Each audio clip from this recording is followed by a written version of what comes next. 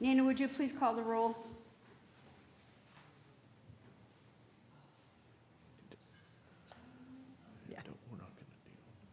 Councilperson Alvarez? Councilperson Pogorski? Here. Councilperson Geishhurst? Here. Councilperson Clem? Councilperson Williams? Here. Councilperson Gully?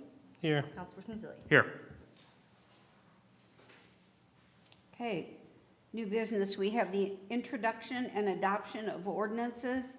Ordinance 23-14, an ordinance authorizing the issuance of the City of Portage, Indiana taxable economic development revenue bonds. Brian, would you take that, please? Yep. City of Portage, City Council Ordinance Number 23-14, an ordinance authorizing the issuance of the City of Portage, Indiana taxable economic development revenue bonds, Series 2023, Dayton Street Partners Project, and authorizing and approving other actions in respect thereto. Whereas the City of Portage, Indiana is a municipal corporation and political subdivision of the state of Indiana, and by virtue of Indiana Code 36-7-11.9 and Indiana Code 36-7-12, is authorized and empowered to adopt this ordinance and carry out its provisions. Whereas the Portage Redevelopment Commission previously created the Southport Economic Development Area for purposes of the allocation and distribution of property taxes under IC 36-7-14-39, and has established a new allocation area within the area to be known as the Southport Allocation Area Number 2, and created the Southport Economic Allocation Area Number 2 Fund pursuant to IC 36-7-14-39.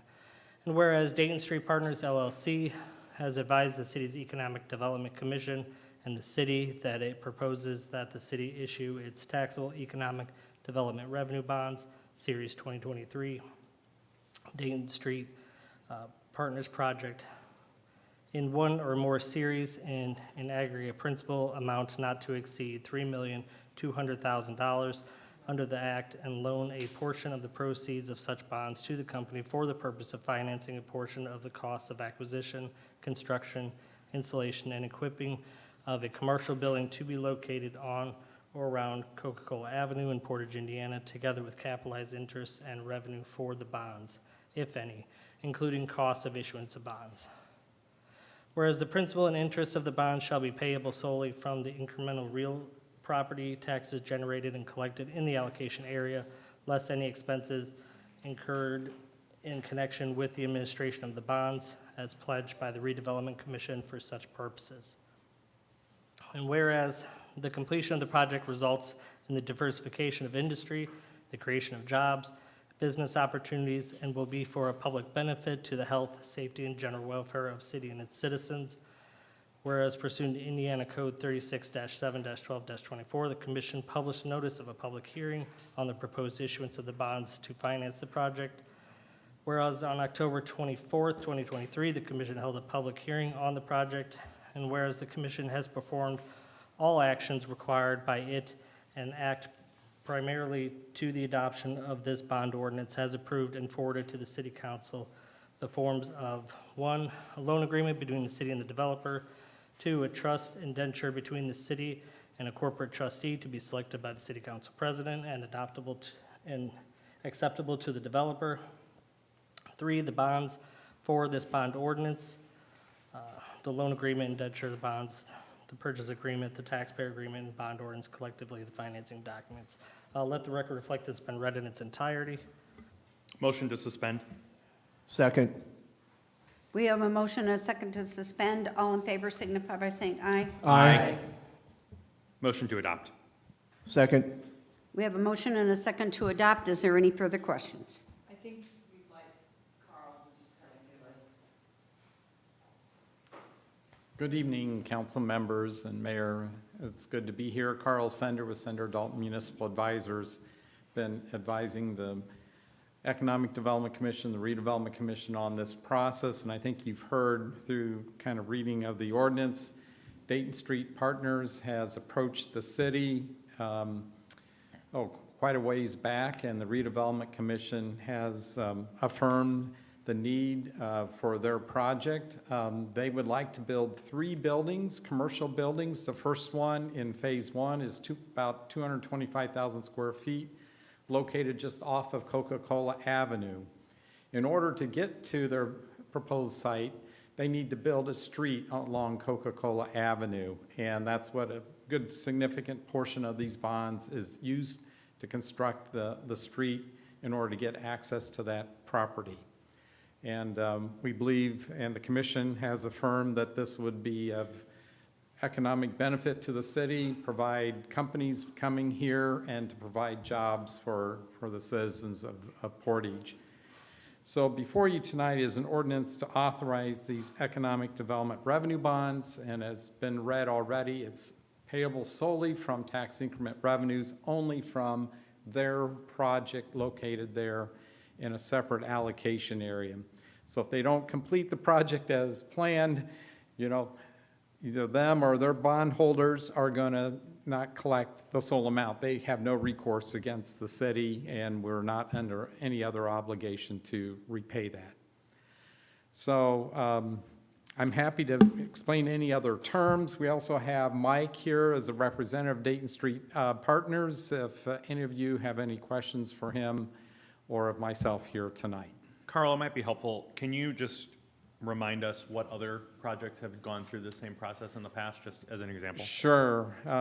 Quite a few years ago, out at Ameriplex, Bass Pro approached the city needing, in order to develop that new complex there, assistance, and the city did issue economic development revenue bonds. And probably, another 10 years or more ago, Fronius, they make the solar panels and equipment, And they have purchased a building, and they also needed assistance. And the last one is probably in the last 5 years, is here in our downtown Founders Square. Holiday Properties had also come for that mixed use of both apartment complexes as well as the first floor commercial development, and the city did issue, again, economic development revenue bonds payable from their tax increment on that project. So this is not a brand-new tool. The city has used this, I think, in very strategic ways in order to help spur economic development in the city. Do we by chance know what's coming? We do not. Okay. We have a few RFPs that have come through. Why don't you? Sorry. Otherwise, it won't be able to hear. Yeah, it's live stream, so we want to make sure you get on the. No problem. We've had a few RFPs that have come through, but nothing has bitten so far. So, When you said about bringing employment to this area, can you explain a little bit more on that? Go ahead, Mike. As Mike's coming up, I think their desire is if they can have one large, a tenant there, that's probably better for them, but they're willing to break it up into maybe multiple tenants, uses in the building, and you may want to explain maybe some of the uses you're thinking about. primarily, it would be warehousing and distribution is what we're looking at. Each building currently is designed as a spec build. Each building has the capability to be subdivided into 3 or 4 tenants, like Carl alluded to. Ideally, 1 tenant per building, was the most preferred situation. But we do have plans if we do need to subdivide.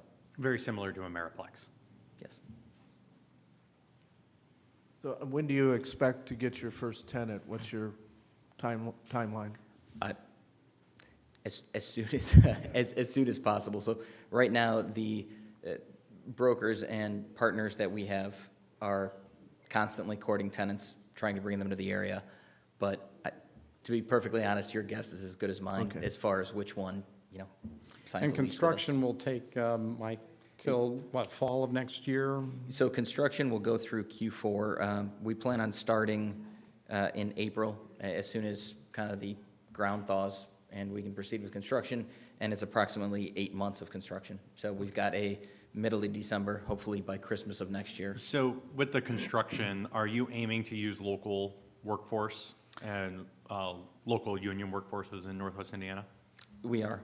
So our contractor is 100% union. Our JV partner, Nuveen, represents, one of the largest union pension funds. So we are very much pro-union for this park. We're happy to, present at job fairs for local labor. No problem helping the community. And you're also aware of the fact that we promote local workforce preference to our veterans when we're hiring employees Yes, ma'am. here in Portage. And I think that would fall to the tenants too, right? Like whoever the tenant ends up being, Sure. if they ask for abatements in the future, we have those requirements as well, so. Absolutely. Yep. Yeah.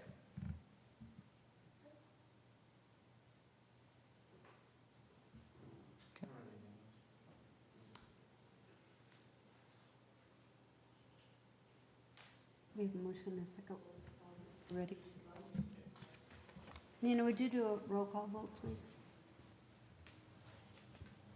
Councilperson Pogorski? Yes. Councilperson Geisers? Yes. Councilperson Williams? Yes. Councilperson Gully? Yes. Councilperson Zilli? Yes. Thank you, guys.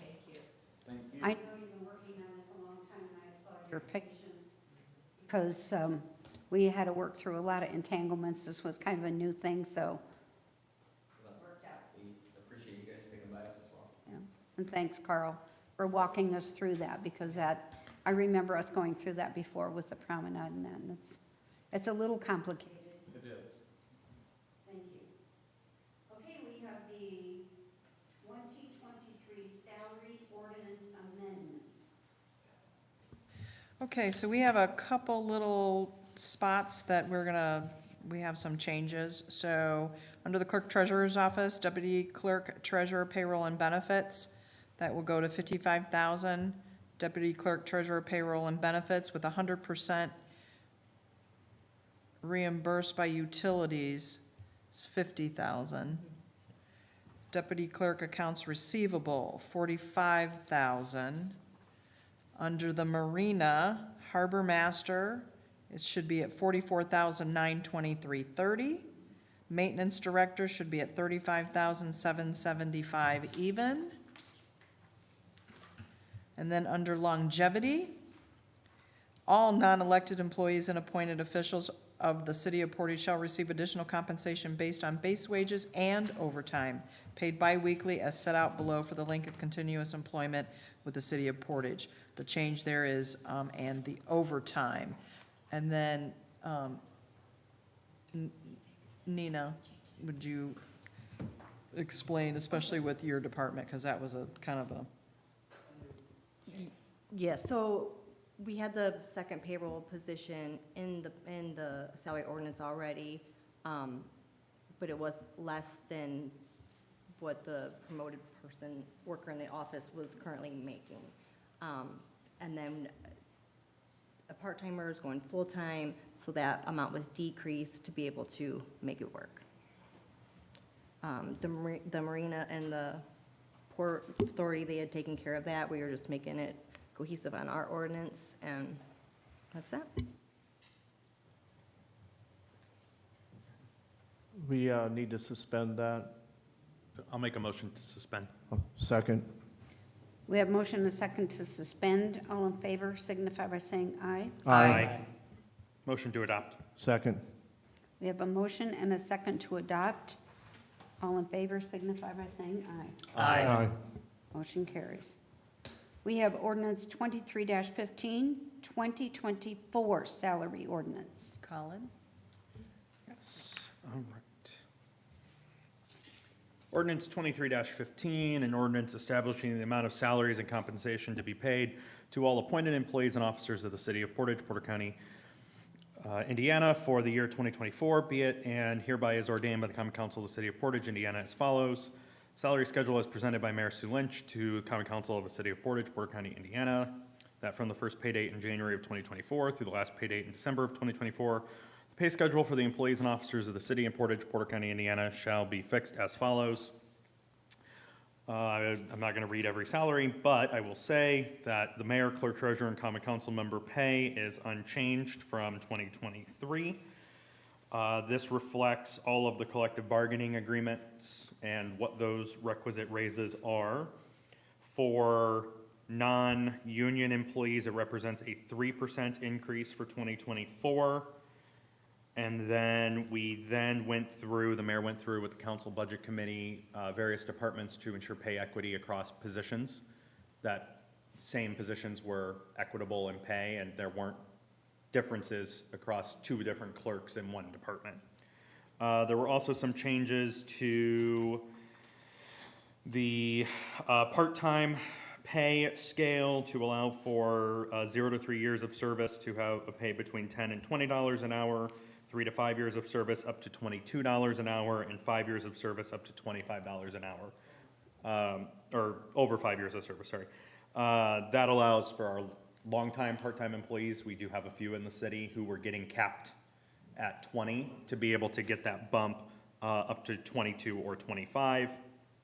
And then the final change was to equalize the fire pension board, police pension board, fire merit board, and police merit board secretary salaries to $75 per meeting.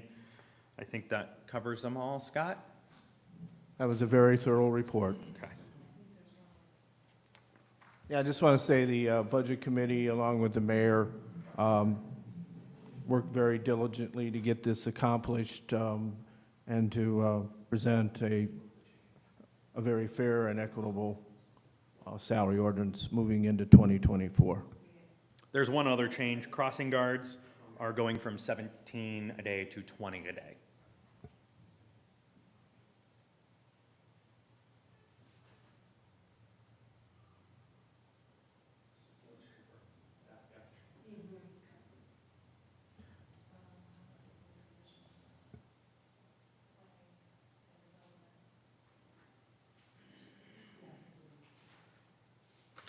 There's a couple, One another change. additional Another change, yes, there is a $65,000 city planner position, of which $30,000 will be reimbursed by the RDC. This is a new position for that department. Which AJ sat with us and did ask for that, so. With that, I will make a motion to suspend. Second?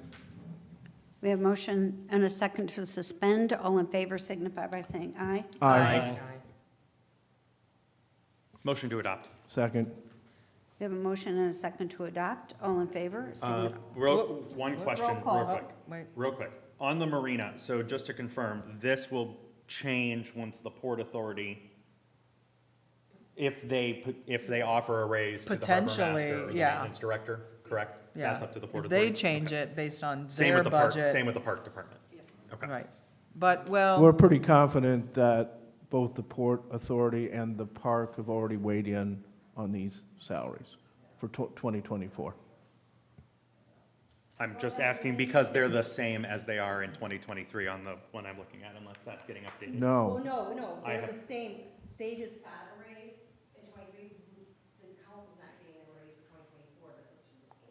Got it. So if the Port Authority were to give them a raise for 2024, then we would do an amendment in the future.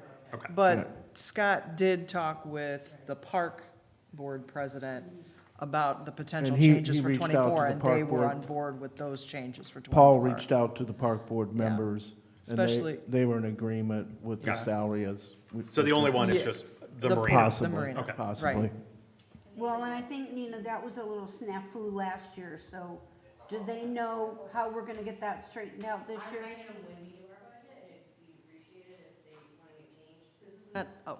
They've made changes mid-year before. It was like in April and they bumped it up like 8%, I want to say. Can we just communicate to the Port Authority that it was across the board 3% for non-union? And then at their next meeting, they could make a decision in December, so then potentially by January, we just amend this. So it doesn't, it's there and ready to go, maybe even by the December meeting. So come January 1st, we're not running into an issue. Well, we just need to make sure that. I know, I mean, that- this had to be adopted by because November 1st. There was a terrible but- disconnect with that last time, Yeah. and we had to unravel all that, so. Okay, that's my only question.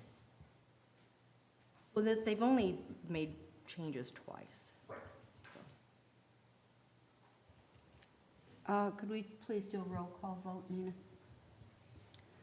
Councilperson Zilli, Yes. Councilperson Pogorski, Yes. Councilperson Gully, Yes. Councilperson Williams, Yes. Councilperson Geisers. Okay. I-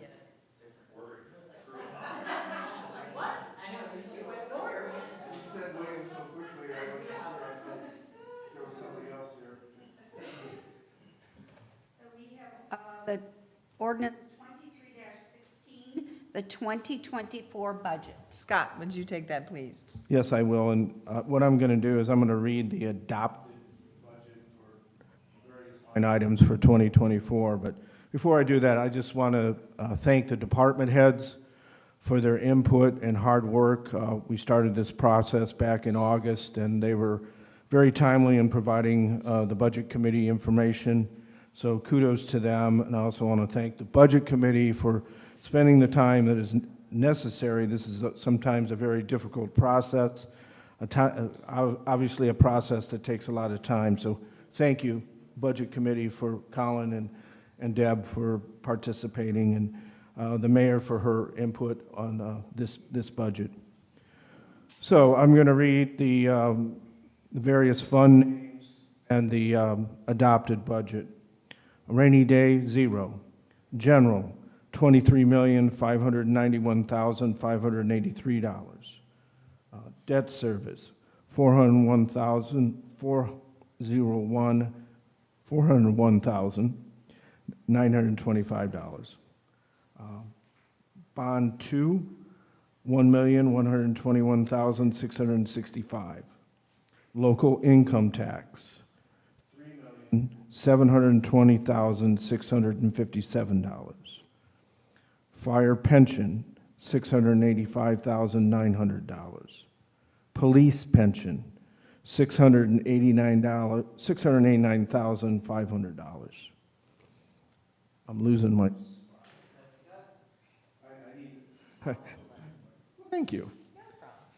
All right. Insurance, $275,000. Local road and street, $693,260. Motor vehicle highway, $3,972,876.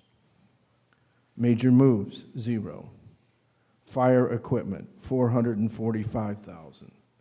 Park and recreation, $1,700,230. Building demolition, $75,000. Cumulative capital, IMP, $375,000. Cumulative capital development, $975,000. Redevelopment general, $3 million. Redevelopment capital, $12 million.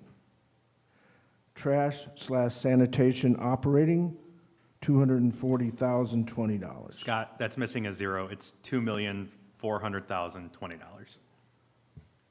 All right. So, okay. So the trash and sanitation operating is $2,240,020. Thank you, Colin. Local law continuing education, $160,000. Sidewalk waiver, $90,000.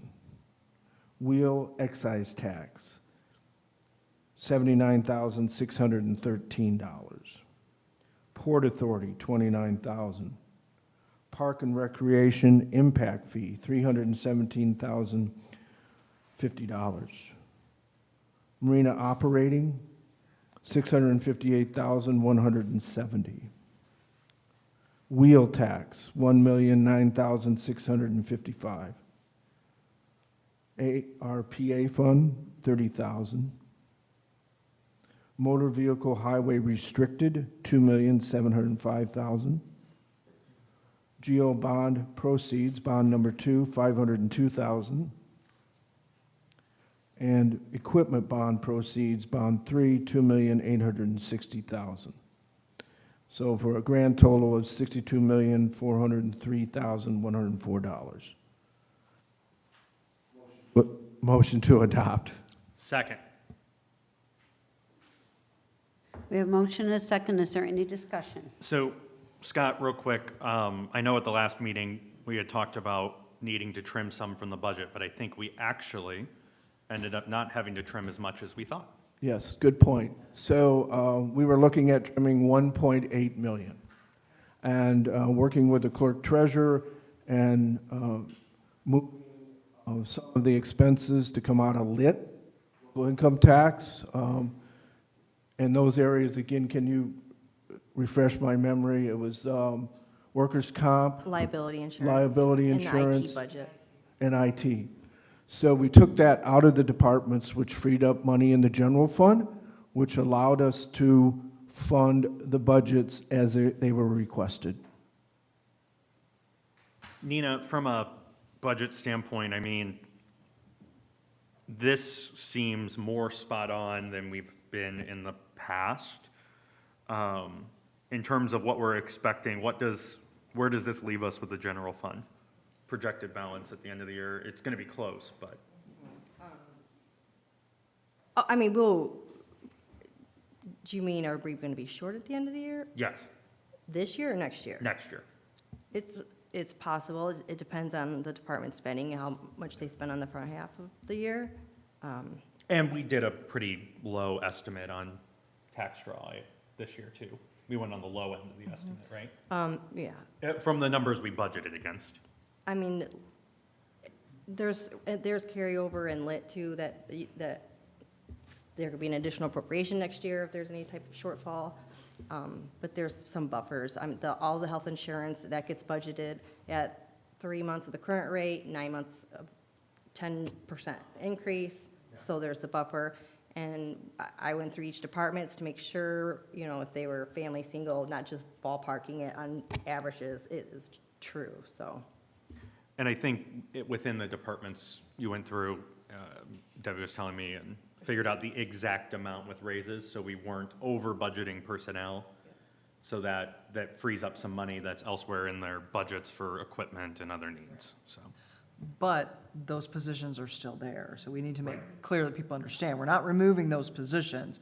We're just getting a little more accurate on the Right, pay, so. and there's like fire, they have 2 vacancies right now, so those are all in the budget as, you know, master patrolman or master firefighter, and the family tier of insurance, because we have no way to know. We don't know what they're gonna come in at, right? Plus, with retirements and hiring, there's less pay on the front end with new hires. But we're budgeting for even a person that retires their full salary for the year, and then they're replaced at a lower salary. I mean, I just gotta say, Debbie and Scott really carried most of this. I was at a few meetings here and there, but Debbie and Scott and the department heads really carried most of this with Nina and putting this Nina. together. And this is probably the best budget I've seen in my 8 years on the council. It's the most realistic budget. It funds the departments. We're not out there just making the budget up as we go along. I mean, I remember 8 years ago, it was, oh yeah, sure, just put sanitation at 5 million, and then it only has 3 million in revenue. This year, it is actually what is happening in these departments. With the exception, we do budget 1.1 million for landfill out of lit for sanitation, but Right. prior to that, there was like 800,000 being transferred out, so. same difference. Well, and I think once again, on Chief, as you're hiding in the corner, we, once again, sat down with every department head and listened to what they needed and tried to.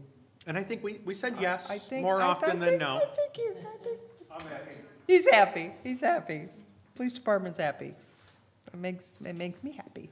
So, yeah, I think it's a great budget. We worked really hard on it and a lot of meetings. So, thank you, Scott, as chairman, Nina, and thank you for getting this all together. And this is the earliest we've had it ready to go in a long time. That's awesome. And I just want to say that this is what happens when people work together to get the job done. Everybody's not spread out all over the place, everybody worked together, so good job by everyone. So we have Thank a you, Mayor. motion and a second. Nina, would you call the roll, please? Councilperson Williams? Yes. Councilperson Geishers? Yes. Councilperson Gully? That's you. That's you, right? Yes. This is fun. Councilperson Figursi? Yes. Councilperson Zilli? Yes. Okay,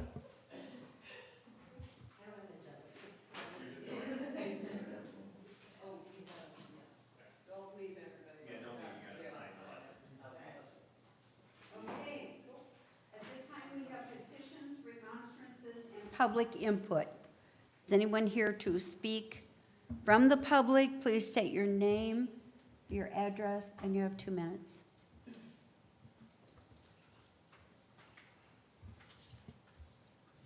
If not, we'll move on. Are there any other matters not already considered by the council? Just want to note for everyone watching, the next council meeting was moved to November 14th. Yes. November 14th at 6:30 to account for Election Day. If there is no other business to come before this council, I will entertain a motion to adjourn. Motion to adjourn. Second. We have a motion and a second. All in favor signify by saying aye. Aye. Aye. Motion carries. Thank you, everyone.